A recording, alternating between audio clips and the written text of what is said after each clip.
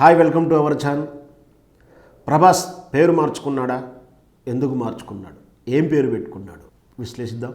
ప్రభాస్ ప్రశాంత్ నీల్ దర్శకత్వంలో వచ్చినటువంటి Salaar box office ఏ విధంగా బద్దలు కొట్టిందో మనకు తెలుసు.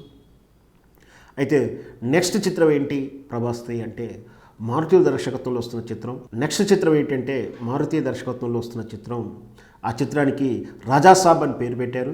ఆ రాజాసాబ్ ఫస్ట్ లుక్ సంక్రాంతికి కనుక రిలీజ్ చేయడం జరిగింది.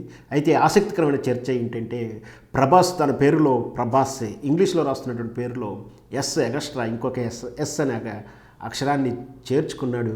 అంటే న్యూమరాలజీ నమ్ముతున్నాడా? ఇది ప్రభాస్ చేశారా, సినిమా వాళ్ళు చేశారా అయితే తెలియదు. కానీ మొత్తం మీద ప్రభాస్ తన పేరులో ఎస్ని ఇంకొక యాడ్ చేయడంతో ఇప్పుడు చర్చ జరుగుతుంది. అయితే సలారు విజయ్ తర్వాత కూడా ఇంకా ఆయన డిప్రెషన్లో ఉన్నాడా?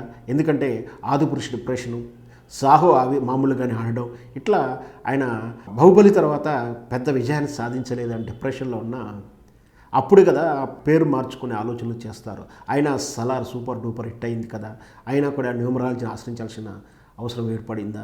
అది ప్రభాస్ సిస్టమ్ మేరకేనా, లేదా మారుతి దర్శకత్వంలో వస్తున్నటువంటి ఈ పీపుల్స్ ఫ్యాక్టరీ వాళ్ళ నిర్ణయం తెలియదు. కానీ మొత్తం మీద పోస్టర్ మాత్రం బాగుంది. పోస్టర్లో ఆసక్తికరమైన విషయం ఏంటంటే ప్రభాస్ తన పేరు స్పెల్లింగ్ ఇంకొక ఎస్ఎన్ అక్షరం ఉండడం అనేది. సరే, వేచి చూద్దాం. మరి మారుతి దర్శకత్వం రాబోతున్న రాజాసాబ్ చిత్రం ఏ విధంగా pan India pan world record ప్రతులు కొడుతుందో మనం వేచి చూద్దాం.